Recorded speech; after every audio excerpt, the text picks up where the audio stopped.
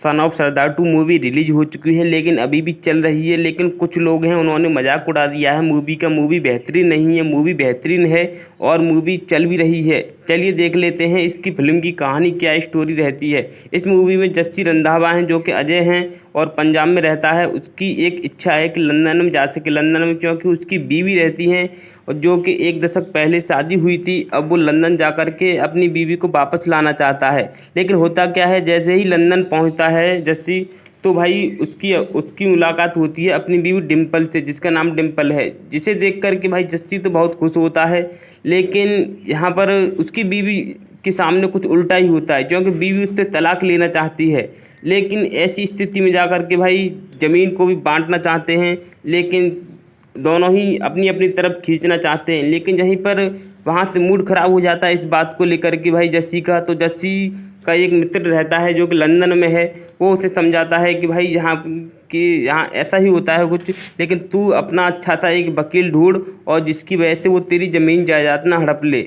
लेकिन वहाँ से चलने के बाद जस्सी को अपना उसका मित्र अपने घर नहीं ले जाता है, क्योंकि उसका मित्र जो है अपनी बीवी से बहुत डरा हुआ होता है। उसकी बीवी बहुत ही चालाक और चतुर रहती है। लेकिन जब भी उसके बाद उसकी मुलाकात होती है भाई, जस्सी अपने दोस्त से मिलकर के चला जाता है और दूसरी तरफ एक अलग ही कहानी चल रही होती है, जो कि दानिश है।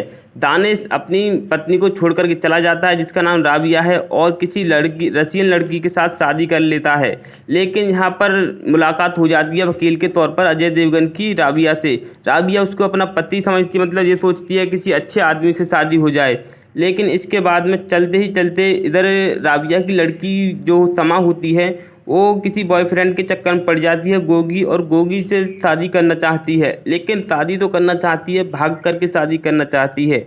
लेकिन उधर उसका बॉयफ्रेंड है, वो चाहता है कि उसकी शादी अरेंज मैरिज हो, लेकिन ऐसा नहीं होता है। लेकिन तभी जस्सी की मुलाकात राबिया से होती है।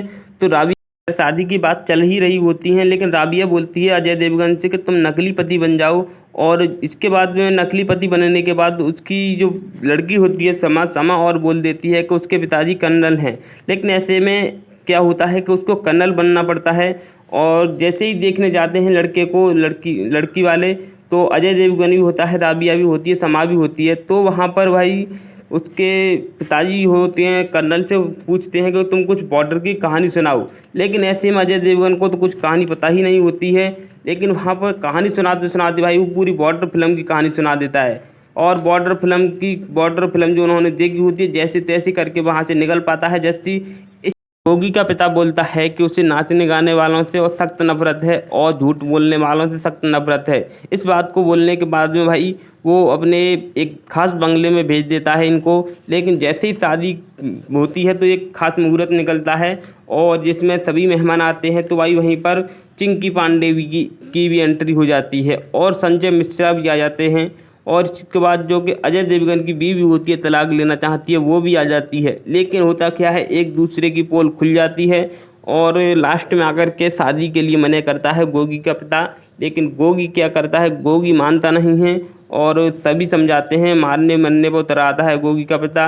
लेकिन लास्ट में मान जाता है और शादी हो जाती है। लेकिन रही बात, अभी जस्सी की कहानी ख़त्म नहीं हुई है, क्योंकि अब जस्सी किसके साथ जाना चाहेगा शादी करने के लिए, या फिर राबिया के साथ में, या फिर अपनी जो पुरानी पत्नी थी डिम्पल के साथ में। तो यहीं पर डिम्पल के चोट लग जाती है ऊपर से कुछ, तो वहीं पर वो उसे हॉस्पिटल में ले जाता है। लेकिन जस्सी लौट करके आता है और राबिया से शादी कर लेता है। लेकिन इसके बाद में गोलमाल 5 की तैयारी का एक डायलॉग दिखाया जाता है।